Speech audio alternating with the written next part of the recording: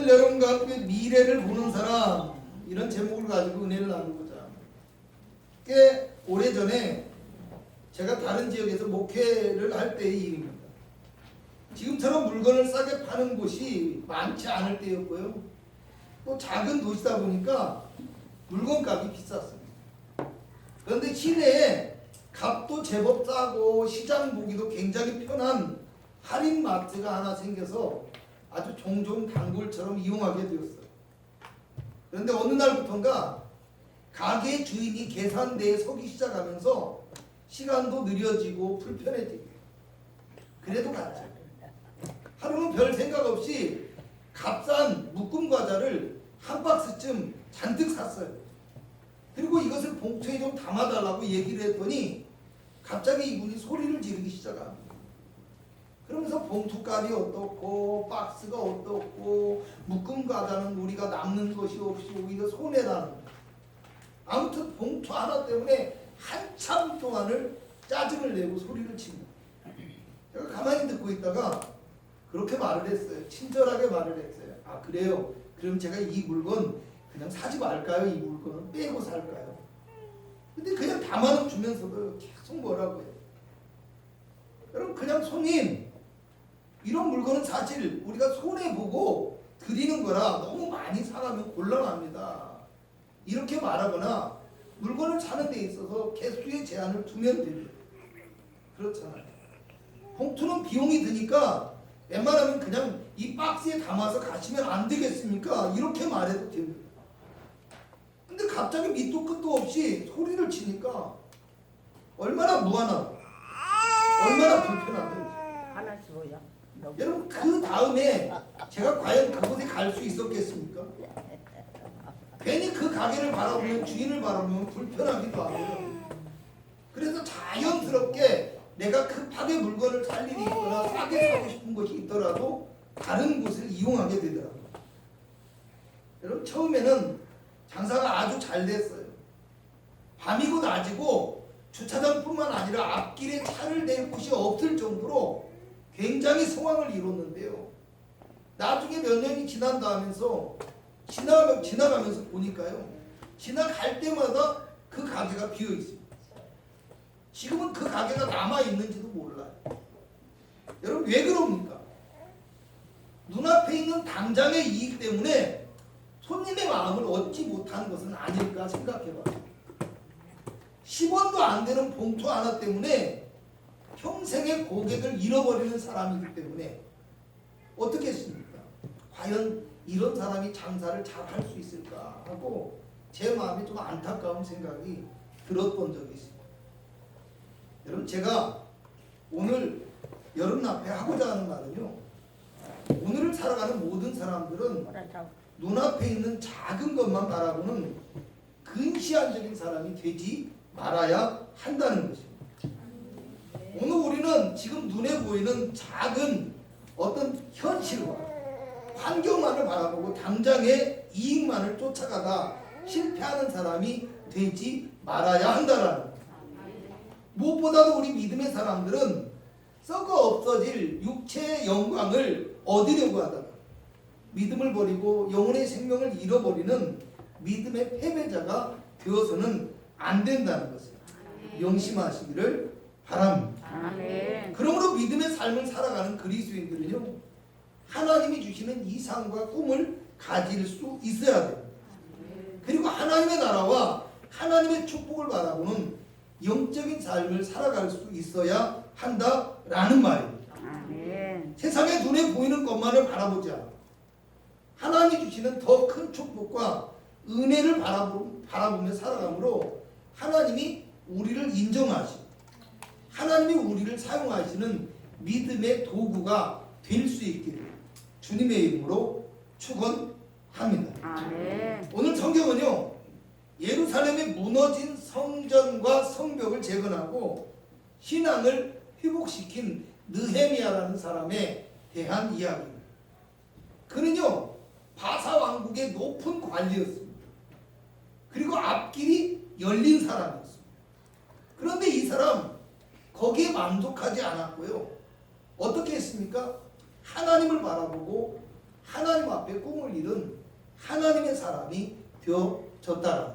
아멘. 그러므로 오늘 우리도 하나님을 바라보며 또 미래를 볼 줄 아는 영적인 눈을 가짐으로 하나님이 사용하시고 꿈을 이루는 사람이 되기 위해서 어떤 모습이 필요한지 본문에 나오는 느헤미야의 모습을 통해서 살펴보고자 합니다. 아멘. 첫째로 느헤미야는요 현실에 안주하지 않는 사람이었다는 거예요. 무슨 이야기냐면 이 사람은 현실 속에 살아가는 것이 아니라 그냥 눈에 보이는 것을 따라 살아가는 것이 아니라 삶에서 자기 어떤 삶의 가치관, 자기 삶의 목적이 뚜렷한 사람이었다는 거예요. 여러분 먼저 느헤미야의 현실을 살펴보고자 합니다. 바사는 바벨론을 이야기해요. 이 바벨론의 포로로 잡혀갔지만요 이 사람은 거기서 출세한 사람이었어요. 1절에는 그가 수산궁에 있었다라고 얘기를 합니다. 수산궁은요 바사 왕의 궁전 중에서 가장 아름답고 좋은 곳입니다. 우리나라로 치면 서울이죠. 서울. 여러분 서울로 가고 싶어 하잖아요. 서울로 가고 싶어 하잖아요. 그러듯이 가장 좋은 도시, 꿈의 도시에 살고 있어요. 11절에는요 왕의 술관원이 되었다고 얘기합니다. 단순히 술관원은 술을 맛보는 자가 아니에요. 왕이 가장 가까이에 있기 때문에 국사를 함께 논의할 정도로 왕의 신임을 얻고 있었다는 거예요. 2장 2절을 보면요 왕이 느헤미야를 보고 이렇게 말합니다. 2절을 한번 봅니다. 시작. 2장 2절 시작. 왕이 내게 이르시되 내가 병이 없거늘 어찌하여 얼굴에 수심이 있느냐 이는 필연 내 마음에 근심이 있음이로다. 아멘. 할렐루야. 아멘. 왕이 오늘 자신의 수종을 드는 느헤미야의 그 마음까지 헤아리고 있다는 거예요. 느헤미야의 현실을 한마디로 요즘식으로 말한다고 하면 잘 나가는 왕의 사람이다. 그런데 어느 날 이 사람이 유대에서 온 한 사람에게 예루살렘에 큰 환란이 일어나고 성이 회파되고 성문이 불에 탔다 이런 말을 듣고 난 다음에요 수일 동안 슬퍼하면서 울고 금식하며 기도하였다 라고 얘기해요. 3절과 4절입니다. 시작. 그들이 내게 이르되 1장입니다. 1장 3절 시작. 그들이 내게 이르되 사로잡힘을 면하고 남아있는 자들이 그 지방 거기에서 큰 환난을 당하고 인용을 받으며 예루살렘 성은 허물어지고 성문들은 불탔다 하는지라. 내가 이 말을 듣고 앉아서 울고 수일 동안 슬퍼하며 하나님 앞에 음식하며 기도하여. 아멘. 아멘. 왕이 할렐루야. 아멘. 여러분 느헤미야는요 앞날이 보장된 사람이었어요. 그런데 이 느헤미야는요 이 상황 속에서 자신의 평안 또 안녕 이런 것만을 추구하지 않고 또 자신이 얻은 뭐 어떤 이익과 지위 이런 것만을 누리며 살고자 하지 않았다는 거예요. 민족의 환란 가운데서 느헤미야는 어떻게 생각했을까요? 아 그래도 나는 이 환란 속에서 운이 참 좋구나. 하나님이 나를 이렇게 평안하게 해주셔서 너무 좋다.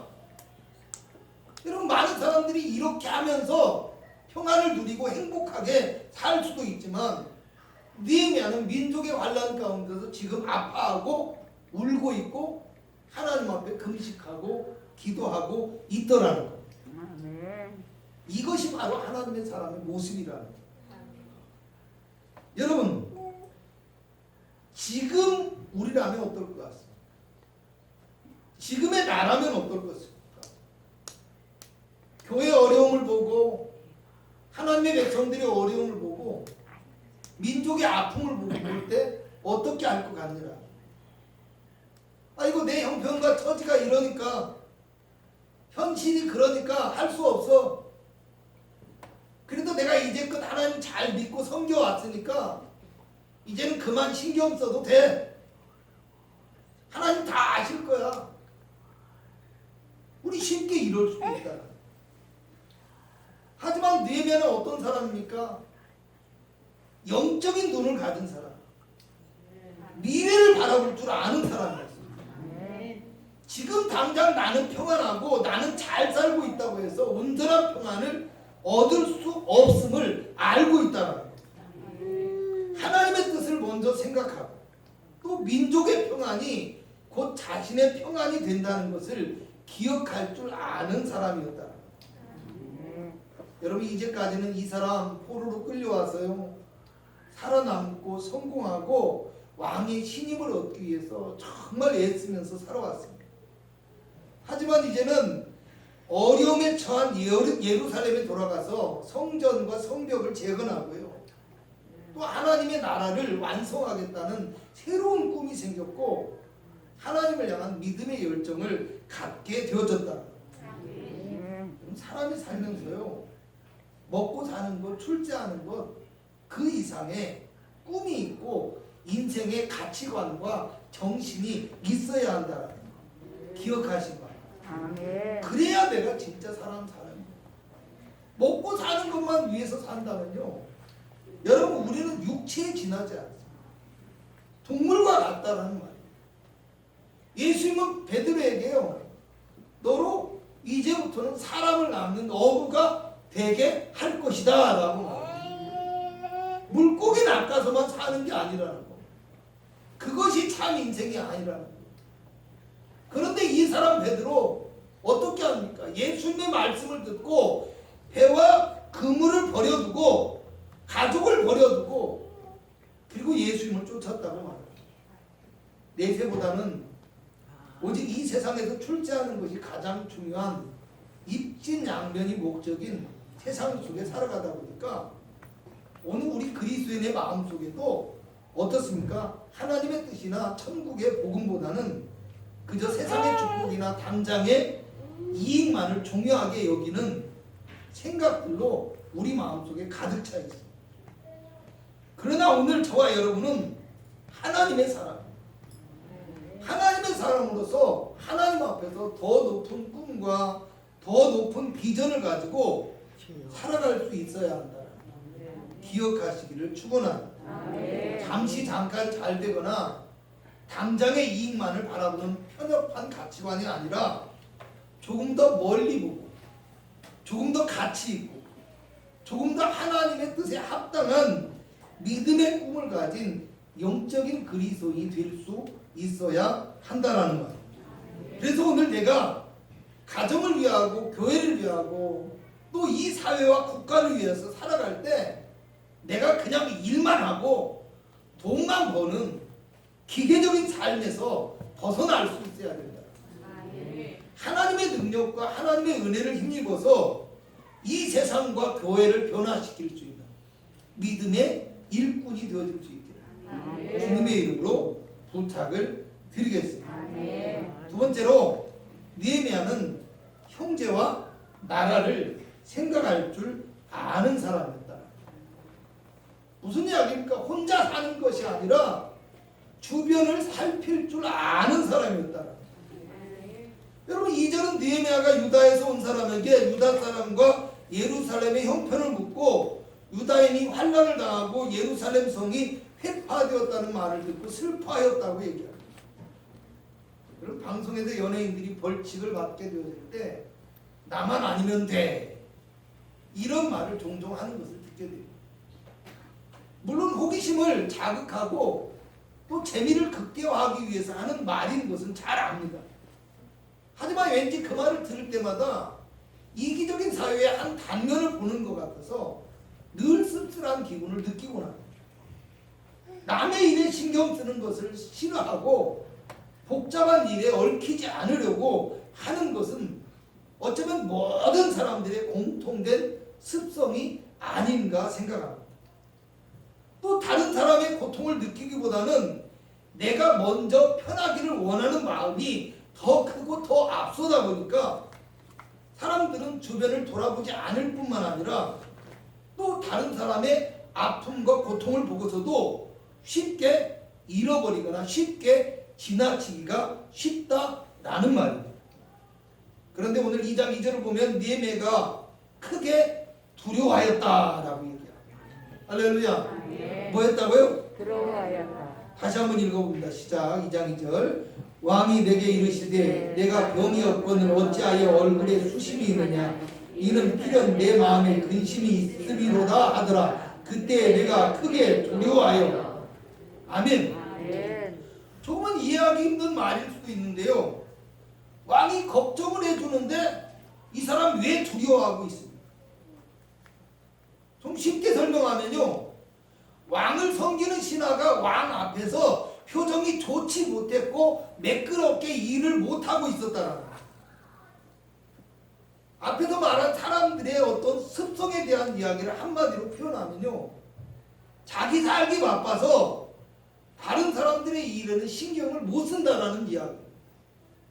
그런데 느헤미야는 지금 자기 민족과 형제들의 이야기를 듣고 왕을 섬기는 크고 두려운 일을 온전히 감당하지 못할 정도로 걱정과 근심을 하고 울며 기도하고 금식하고 있었다라는 거예요. 그리고 느헤미야는요 자신의 어떤 편하고 좋은 환경을 뒤로하고 이제 왕의 허락을 받고 예루살렘에 가서 성벽 재건을 위해서 밤낮으로 수고하고 완성하게 되어지거든요. 6장에 보면 대적들이 그를 죽이려 한다고 하는데도요 목숨을 아끼지 않았다고 얘기해요. 5장에 보면요 유다의 총독으로 왔지만 그가 보수를 받지도 않았고 이익을 취하지도 않고 오히려 힘을 다하여서 섬기며 성벽 재건을 위해서 헌신하였다라고 이야기합니다. 오늘 우리 그리스도인들은 느헤미야처럼 이렇게 온전한 모습은 아닐지라도 예수를 닮아가고 교회를 생각하면서 형제와 이웃을 바라보고 생각할 줄 아는 사람이 되어야 한다. 기억하시기 바랍니다. 자기 자신밖에 모르는 이기적인 신앙의 사람은요 결코 하나님의 사랑과 축복을 받을 수 없습니다. 성경은 자기 자신만 사랑하거나 또 자기를 사랑해주는 사람만 사랑하는 사람은 진정한 하나님의 은혜를 깨달은 사람이 아니라고 이야기해요. 형제를 사랑하고 이웃을 사랑하되 내 몸과 같이 살아. 원수를 사랑하고 원수를 위하여 기도할 수 있는 고귀한 사랑이 오늘 그리스도인들에게 있어야 한다는 것을 기억하시기 바랍니다. 오늘 저와 여러분은 그 무엇보다도 하나님을 뜨겁게 사랑하고 하나님의 나라와 영광을 위하여 살아갈 줄 알아야 하고 또 이웃과 영혼을 살피고 하나님의 거룩한 교회를 섬길 줄 아는 믿음의 사람이 될 수 있기를 주님의 이름으로 축원합니다. 세 번째로 느헤미야는요 형제의 아픔을 보고 기도하는 사람입니다. 할렐루야. 아멘. 형제의 아픔 보고 뭐하는 사람이었다? 기도하는 사람이었다. 여러분 타인의 아픔을 보고 아파하기보다는 쉽게 판단하고 정죄하고 때로는 타인의 아픔이 마치 정의의 실현인 것처럼 목소리를 높이기만 하는 사람도 있습니다. 하지만 그런 태도는 결코 하나님의 은혜를 아는 사람의 태도가 아님을 반드시 깨달아야 합니다. 오늘 우리는 그리스도의 십자가의 은혜가 아니고서는 결코 어떤 사람도 하나님 앞에 살아갈 수 없고 하나님의 심판에서 자유로울 수 없을 뿐만 아니라 또 절망과 고통에서 자유로울 수 없는 죄인이 될 수밖에 없다는 거 깨달으시기 바랍니다. 느헤미야는 자기 민족과 형제의 아픔을 자신의 아픔으로 여겼고요. 형제의 아픔을 진심으로 슬퍼하면서 기도하는 참된 기도의 사람이었습니다. 오늘 우리는요 기도하는 사람만이 진정한 믿음의 승리자가 되어질 수 있음을 기억할 수 있어야 합니다. 또 기도만이 우리의 환경을 바꾸고 불가능한 것을 이룰 수 있는 참된 능력이 된다. 이것을 믿으시기 바랍니다. 2장 2절에서 느헤미야의 상황은요 어쩌면 그가 크게 두려워할 만큼 심각하고 위험한 상황일 수도 있습니다. 왕을 가장 가까이에서 섬기는 신하가 지금 사사로운 감정에 휩싸여서 자기 일을 감당하지 못하고 엉뚱한 생각만 하고 있어요. 녹이 나가 있다라는 거예요. 포로로 끌려온 사람을 왕의 가장 총애하는 사람으로 높여주었더니 어떻게 합니까? 이제는 왕을 떠나서 자기 민족에게 돌아가서 성벽을 재건하겠다, 성전을 완성하겠다, 이렇게 이야기합니다. 얼마나 위험할까요? 여러분 에스라 4장을 보면요, 바벨론의 포로에서 돌아온 스룹바벨과 그 일행들이 백성들과 함께 성전을 건축하고 성을 쌓는데요, 그들의 대적들이 왕에게 상소를 올려서요 성전 공사를 중단시켜버려요. 20년 동안 중단됐다. 그때 성전 공사를 중단시킨 이유가 뭐냐? 유대 민족은 항상 예루살렘과 성전을 중심으로 해서 반역을 일으키고 문제를 만들기 때문에 순종하지 않는 백성입니다. 그래서 이 성전과 성이 건축되어서는 결코 안 됩니다. 그래서 성전 공사가 중단되어져 버려요. 그때 왕이 바로 이 아낙사스다 왕이에요. 할렐루야. 그런데 느헤미야는 기도하면서 지금 유대로 돌아가서 성벽을 재건하겠다고 합니다. 놀라운 일이죠. 2장 4절을 보면 놀랍게도 왕이 이것을 허락합니다. 필요한 모든 것을 지원해 줍니다. 성전 재건을 위해서 가는 길에 안전을 확보해 주고요, 느헤미야에게 총독의 지휘를 주고요, 필요한 재료까지 구하는 것을 다 허락합니다. 성경은 모든 것을 허락했다라고. 오늘 느헤미야는 모든 상황을요 사람의 생각으로 판단하지 않고 하나님의 말씀과 언약에 비추어서 하나님 앞에 기도합니다. 아멘. 아멘. 아멘. 우리 5절부터 11절까지 좀 천천히 다시 한번 읽어보면서 어떤 게 기도의 모범인지 살펴보기로 원합니다. 함께합니다. 5절부터요. 1장 5절입니다. 시작. 이르되 하늘의 하나님 여호와 크고 두려우신 하나님이여, 주를 사랑하고 주의 계명을 지키는 자에게 언약을 지키며 긍휼을 베푸시는 주여 간구하나이다. 이제 종이 주의 종들인 이스라엘 자손을 위하여 주야로 기도하며 우리 이스라엘 자손이 주께 범죄한 죄들을 자복하오니 주는 귀를 기울이시며 눈을 여시사 종의 기도를 들으시옵소서. 나와 내 아버지 집이 범죄하여 주를 향하여 크게 악을 행하여 주께서 주의 종 모세에게 명령하신 계명과 율례와 규례를 지키지 아니하였나이다. 옛적에 주께서 주의 종 모세에게 명령하여 이르시되 만일 너희가 범죄하면 내가 너희를 여러 나라 가운데에 흩을 것이요 만일 내게로 돌아와 내 계명을 지켜 행하면 너희 쫓긴 자가 하늘 끝에 있을지라도 내가 거기서부터 그들을 모아 내 이름을 두려고 택한 곳에 돌아오게 하리라 하신 말씀을 이제 청하건대 기억하옵소서. 이들은 주께서 일찍이 큰 권능과 강한 손으로 구속하신 주의 종들이요 주의 백성이니이다.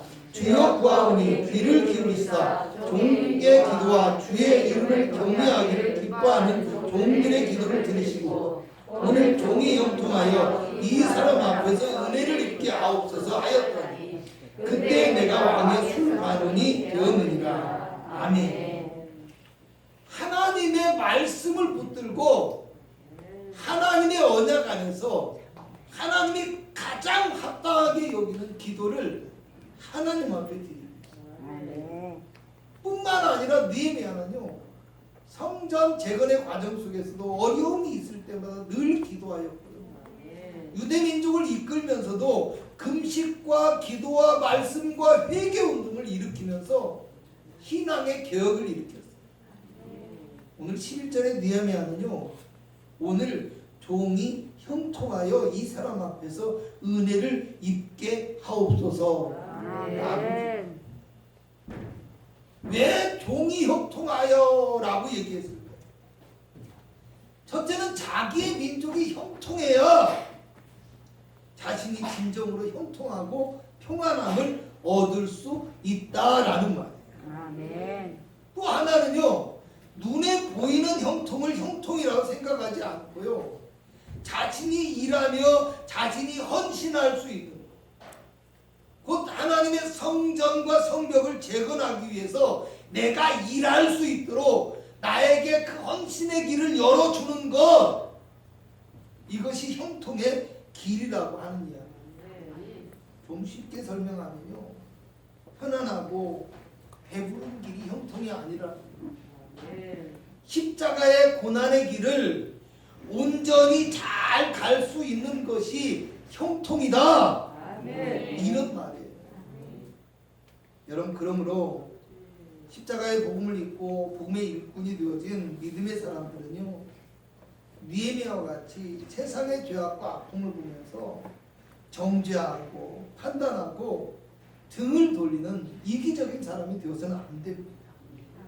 세상의 아픔을 보면서 함께 기도하고 함께 십자가 지며 형제를 구원하고 복음의 일꾼으로 또 살아갈 수 있는 하나님의 사람이 되어야 합니다. 믿으시기를 주님의 이름으로 축원합니다. 결론적으로 말씀드리겠습니다. 사람이 살면서요, 눈앞에 작은 이익만 바라보거나 자기 자신만을 위해서 살아가는 사람은요, 결코 온전하고 가치 있는 삶을 살아갈 수 없고요, 성공을 보장할 수도 없습니다.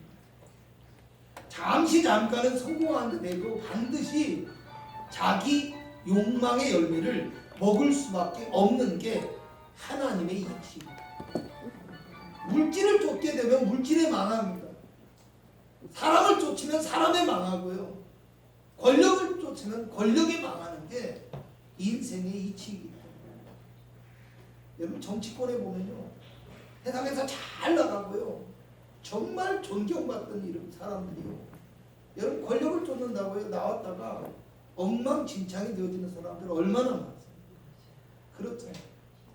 내가 눈에 보이는 것을 의지하고 하나님이 아닌 다른 것을 쫓게 되어지면 그것 때문에 내 인생이 오히려 망하는 결과가 있을 수도 있다라는 사실.